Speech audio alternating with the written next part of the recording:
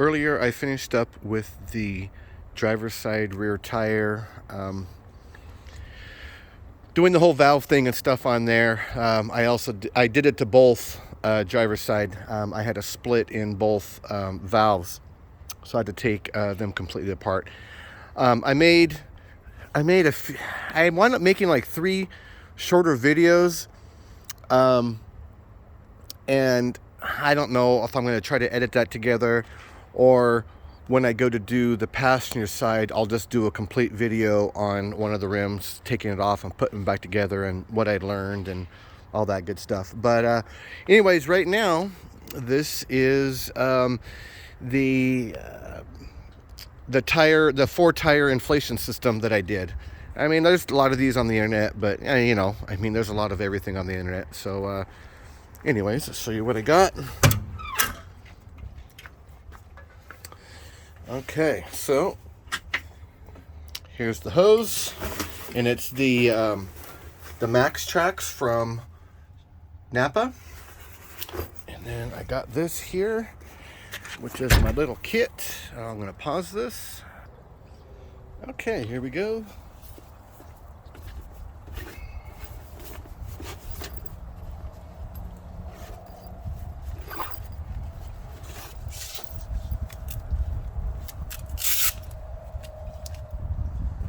Now I wound up having to get some check valves to put in line.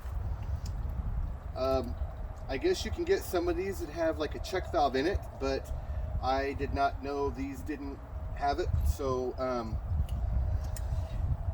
and the reason why you have to have the check valve is actually extremely important, because you can't put all 4 on at the same time. So if you don't have a check valve, then as soon as you do the first one, air starts going out of the other lines until you get all 4 of them plugged in. So that's why you gotta have check valves.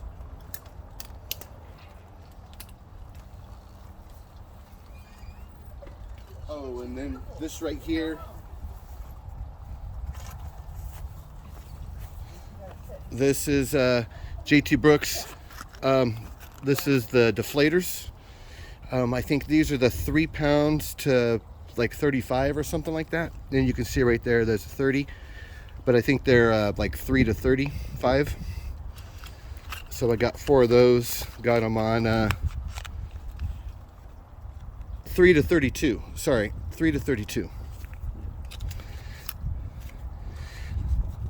And they have ones that are a higher range than that, but I figured, well, I'd want to have the lower range, because if I'm going to go like 30 pounds, then I'm just going to be, you know, all the way filled up for the road anyways. So anyways, got that there. So let's pause this here. Okay, so back in here, let's, I don't know how that's going to work one-handed, but we'll see how that works.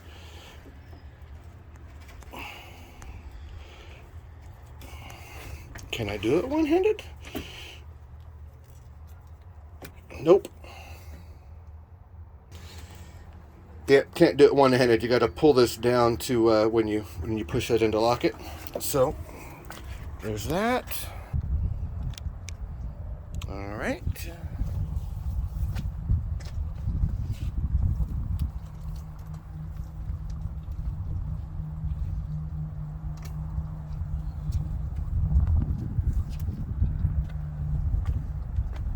Obviously, it doesn't matter which one goes to which, as long as it reaches. And these have a little thing that clicks onto the threads of the stem.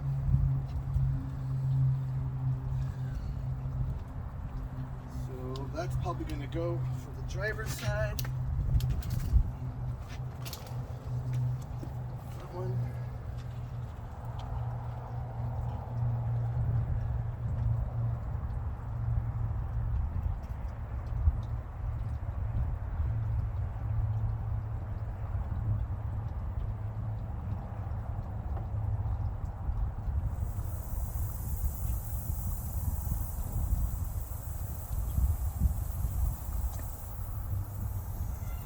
I got a leak right here.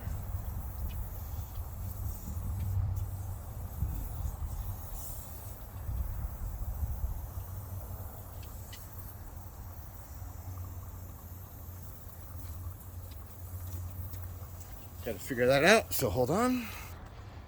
I went through and tightened all 8 of them there. It was just one that was leaking a bit. Yeah, so we're all good there now. No more leaks. And yeah, as you can tell, this is the very first time that I've hooked all this up. And I did this, oh my gosh, I think I got all this stuff together last year. But by the time I was ready to put in the air compressor and all that, well, that's barely right now.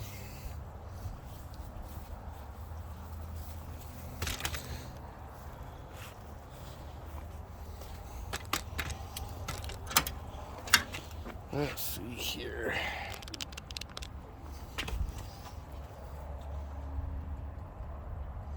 Zero. Well, obviously not zero. That's just because there's no back pressure because of the check valves. So as you can see, they're holding. And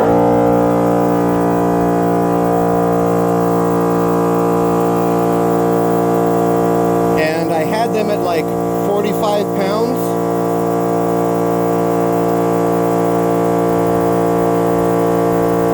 And so this thing is probably just a little bit off. Although I don't, the two driver's side ones, I just did those at 45 pounds. I don't know exactly what the other two side was, so they equaled out with each other. Actually, no, I take that back. They wouldn't have equaled out because of the check valve.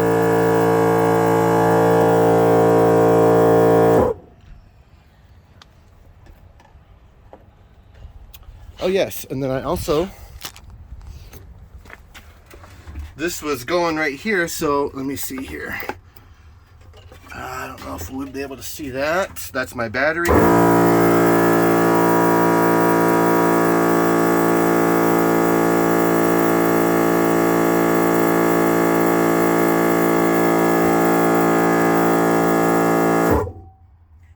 So there you go. It shows the amperage pulled from that.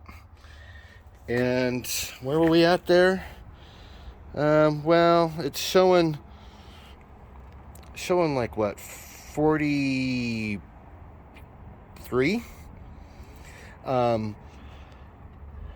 I don't know exactly how accurate this thing is, but what we can do, I have my Husky digital, so I don't know, I think all these things they're all just kind of pretty close.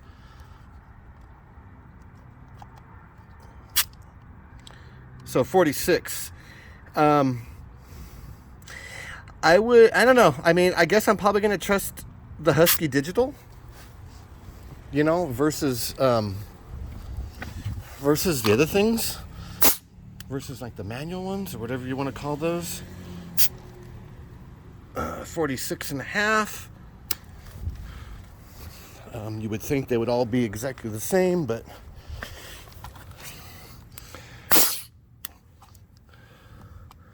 maybe that's just part of things not being totally perfect. 47 and a half. Okay, now that definitely went up because that was 45 earlier. No, actually it was 46. That's right, because of the heat of the day. It was 45 last night when I did it. See, 45. Okay, so, boy, it looks like we got different readings all the way around. I wonder what that could be. I mean, you would think, okay, maybe there is the longer lines, like over on this side, and they would maybe the hose would expand a little bit more. But actually, this side's higher.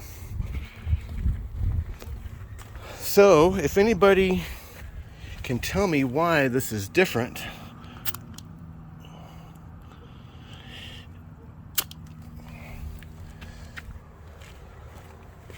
that would be a great mystery solved.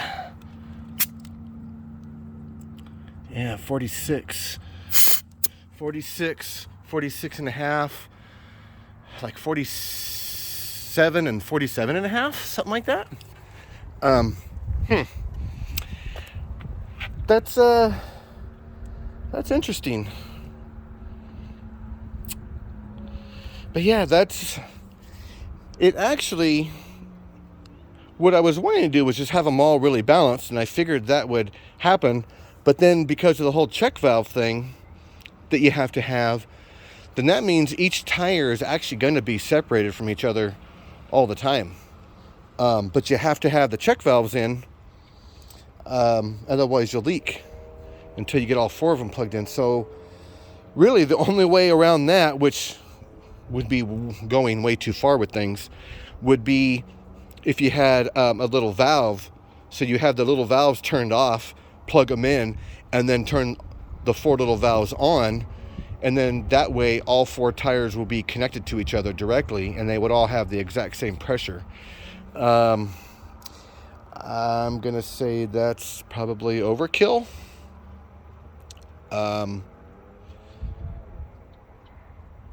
Yeah, I don't know. That's a weird one with why the pressure's a little bit different. Boy, man, if somebody actually knows a legit answer to that, I would like to know. But anyways, yeah. And so so this is mounted in here, and it's actually sitting on 3, I believe, or is it 4? I think it's, I don't know, it's 3 or 4. Actually, it's probably 3. It's probably 3 2x6s.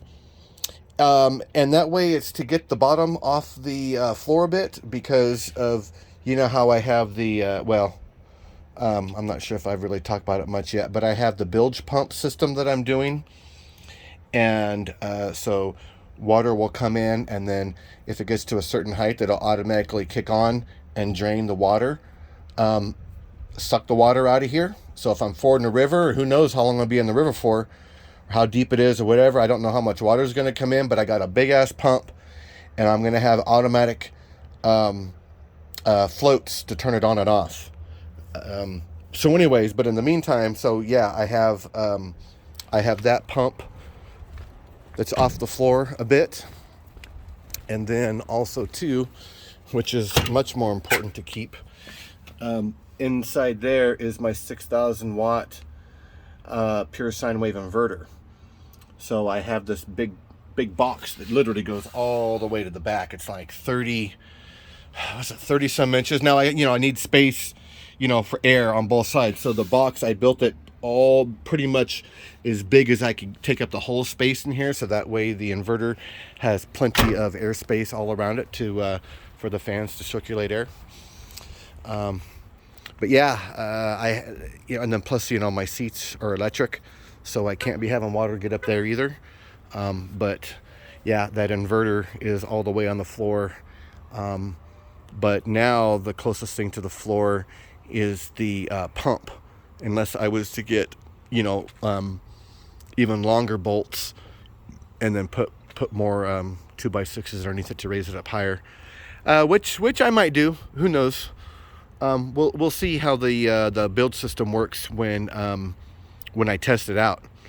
I think it's going to be way overpowered for this, so it'll probably suck that few inches of water out of here super damn quick. So I probably won't have to worry about too much water ever getting in here, even if I'm up to the windshield kind of thing. So anyways, well, there you have it. Laters.